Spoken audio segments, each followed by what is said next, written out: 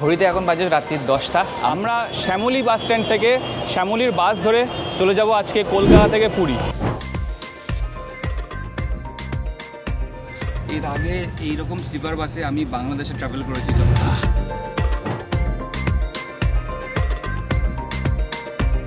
বাস খালি সারা রাত মোটামুটি একটু এরকম বেশ ভালোই হচ্ছে। পুরীতে নেমে ওয়েদারটা কিন্তু একদম ভালো ঠেকছে না।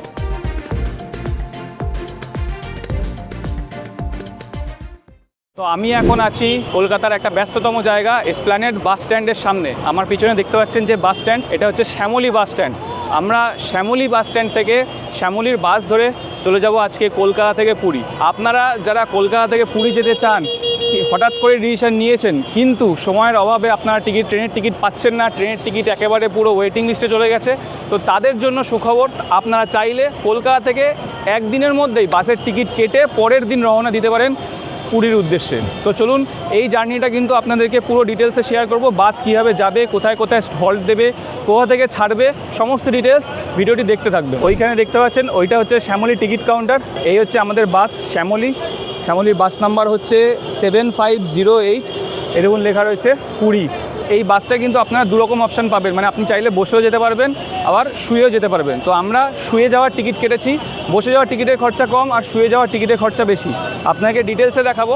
আপনারা কলকাতা থেকে এসপ্ল্যানেড আর বাবুঘাট এই দুই জায়গা থেকে মোটামুটি পুরীর জন্য বাস পেয়ে যাবেন। এসপ্ল্যানেডের তুলনায় বাবুঘাটে বাসের সংখ্যা কিন্তু আরও অনেক বেশি। আর শ্যামলী ছাড়া আপনারা যদি মনে করেন যে অন্য কোনো কোম্পানির বাসে ট্রাভেল করবেন, তাহলে কিন্তু এখানে আপনারা শ্যামলী সহ গ্রিন লাইন, এনা ট্রাভেলস, ডলফিন, রায়পুর ক্রুজার এরকম আরও অনেক বড় বড় কোম্পানির বাস সার্ভিস পেয়ে যাবেন, যেখানে আপনারা চাইলে বসেও যেতে পারবেন, শুয়েও যেতে পারবেন। ইভেন রায়পুর ক্রুজার সহ আরও কয়েকটা বাস সার্ভিস আছে যেখানে আপনারা টয়লেট সার্ভিস অ্যাভেলেবেল পাবেন।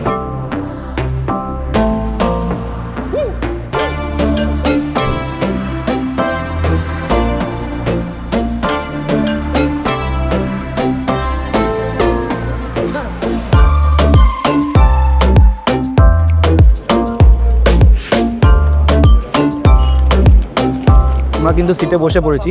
আমাদের সিট এটা না, আমরা নিচে হচ্ছে স্লিপারের সিট। এটা আপনাকে জাস্ট বসে দেখাচ্ছি। এখন বাজে ঘড়িতে 8টা 4। বাস কিন্তু অলরেডি ছেড়ে দিয়েছে। একদম টাইমে শ্যামলী বাস ছাড়লো, সবাইকে চেক করে সবাইকে ঢুকিয়ে তারপরে বাস ছাড়লো। আর আজকে ওয়েদারটা একটু বৃষ্টি হচ্ছে, তার জন্য কিন্তু ওয়েদারটা খারাপ। তো আমি জাস্ট আপনাদেরকে একবার দেখাচ্ছি যে এই সিটটা কীরকম সুন্দর, বাসটা কত সুন্দর লাগছে। দেখুন ভিতরটা একটা ইয়েলো ওয়ার্ম ভাইব রয়েছে, সুন্দর এই কাপড়গুলো দিয়ে কত সুন্দরভাবে সাজানো। এটা পুরো কিন্তু এসির জালনা, পুরো একদম সুন্দর হোয়াইট স্ক্রিনের জালনা। আর এখানে দেখুন পোর্ট রয়েছে, চার্জিং পোর্ট রয়েছে, ইউএসবি পোর্ট রয়েছে, তার সাথে কিন্তু রয়েছে এখানে এসি ভেন্ট, আপনি অ্যাডজাস্ট করতে পারবেন আপনার মতো। প্লাস এখানে রয়েছে লাইট, রিডিং লাইট। ঠিক আছে, এই রিডিং লাইট দিয়ে আপনারা যথেষ্ট ভালো আলো, রিডিং লাইট দেখে দেখুন আমার আলোটা কত ভালো লাগছে। এছাড়া আপনারা পাবেন হচ্ছে এখানে ফুট রেস্ট। এই ফুট রেস্টটা দেখুন ফ্লেক্সিবল ফুট রেস্ট আছে, আপনি আপনার ইচ্ছা মতো এখানে অ্যাডজাস্ট করে বসতে পারবেন। আর এই সিটটা যেটা, এটা তো হাতটা তোলা যায়, তার সাথে আপনারা থাকছে হচ্ছে একটা রিক্লাইন। এই রিক্লাইন আপনি চাইলে রাত্রিবেলা আরামসে শুয়ে ঘুমিয়ে পড়তে পারবেন। অ্যামিনিটিসের দিক থেকে দেখতে গেলে কিন্তু আপনারা এখানে জলের বোতল পাবেন, একটা করে সবাইকে জলের বোতল দেওয়া হবে। আর তার সাথে এখানে দেখুন ব্ল্যাঙ্কেট রয়েছে, একটা করে সবাইকে ব্ল্যাঙ্কেট দেওয়া হয়েছে এই সিটগুলোর সাথে রয়েছে।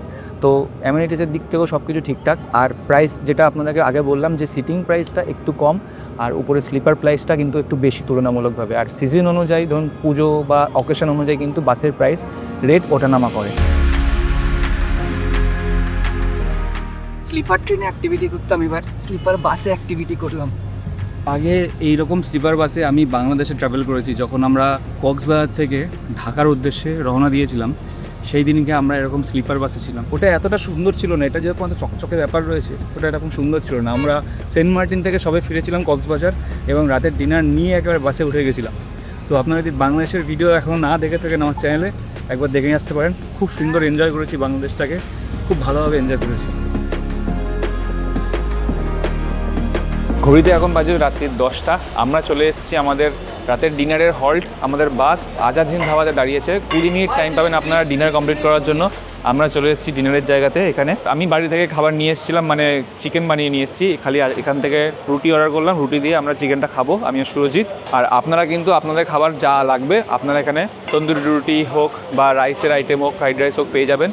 খাওয়া দাওয়া তাড়াতাড়ি খেয়ে দিয়ে 20 মিনিটের মধ্যে কিন্তু আবার আপনাকে বাসে চলে যেতে হবে। তো চলুন খাওয়া দাওয়াটা কমপ্লিট করে নিই, তারপরে বাসে দেখা করছি।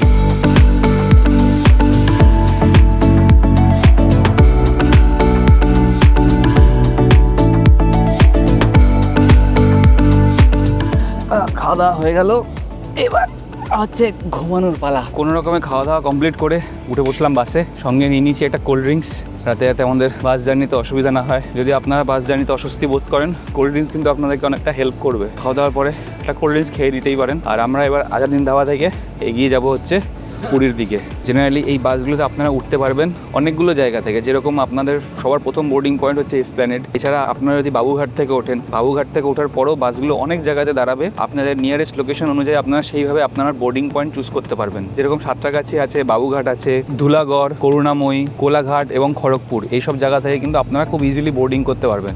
তো খড়গপুরে উঠলে বা কোলাঘাট থেকে উঠলে কিন্তু বাস আর ডিনারের জন্য দাঁড়াবে না। তো কোলাঘাটের আগে এই আজাদিন দাবাতেই একমাত্র ডিনারের জন্য দাঁড়াবে। এরপরে গিয়ে আবার সেই ভোরবেলা আপনাকে একটা বড় ব্রেক দেবে, টয়লেট বা টি ব্রেক হিসাবে। তো চলুন এবার আমরা ঘুমিয়ে পড়বো, সকালবেলা আবার উঠবো একেবারে ভোরবেলা পুরী ওড়িশাতে।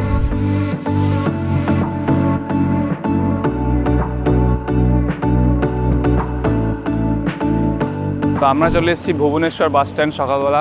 আমার পিছনে বাসটা আপনারা দেখতে পাচ্ছেন, আর এই হচ্ছে শ্যামলী পরিবহনের কাউন্টার। এই যে ভুবনেশ্বরে নেমে আপনারা বাস থেকে যদি টয়লেট ইউজ করতে হয়, তাহলে আপনারা শ্যামলী পরিবহনের এই টয়লেট ইউজ করতে পারেন। আর আমরা এখন এখানে দাঁড়াবো, কারণ আরও 2-1টা বাস আসবে। সেই বাসের থেকে পুরীর প্যাসেঞ্জারকে এই শ্যামলীর বাসে তোলা হবে, তুলে নিয়ে তারপর এখান থেকে আমরা বেরিয়ে যাব পুরীর উদ্দেশ্যে।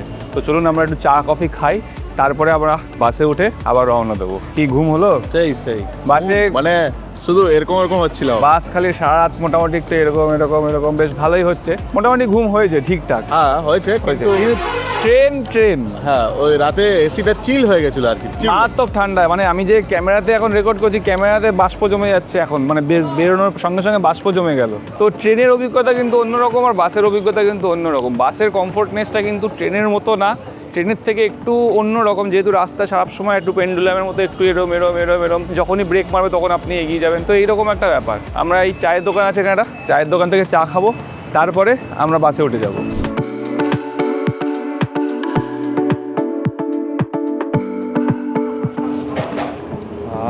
সকাল সকাল চা খাওয়ার কিন্তু একটা আলাদা আমেজ।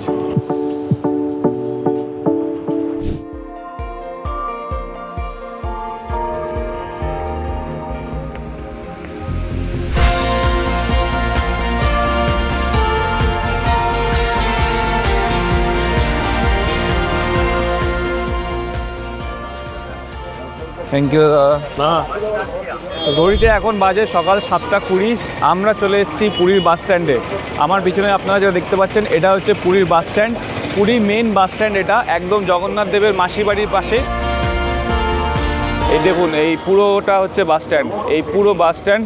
পুরীতে নেমে ওয়েদারটা কিন্তু একদম ভালো ঠেকছে না। মানে দেখুন একবার আকাশটা পুরো মেঘলা করে আছে। জানি না কপালে কি আছে, কতটা ভালো ঘুরবো, কতটা ভালো এনজয় করতে পারবো পুরী, আপনাদেরকে কতটা ভালোভাবে দেখাতে পারবো। এবার এখান থেকে আমরা একটা অটো নেব, অটো নিয়ে সোজা চলে যাব একদম পুরী বিচের কাছে আমাদের হোটেল।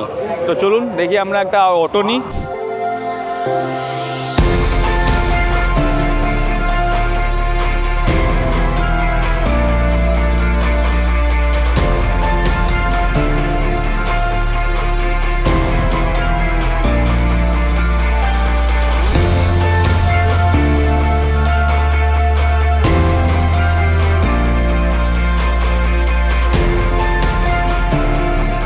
এরপরে আমরা পুরী নিয়ে আরও ডিটেলসে ভিডিও বানাবো, সেই ভিডিওটা কিন্তু অবশ্যই দেখবেন। কেমন লাগলো এই বাস জার্নির ভিডিও অবশ্যই আমাকে কমেন্ট করে জানাতে ভুলবেন না। আর যদি এখনও সাবস্ক্রাইব না করে থাকেন, অবশ্যই চ্যানেলটিকে সাবস্ক্রাইব করে দেবেন। তো চলুন দেখা হচ্ছে পরের ভিডিওতে।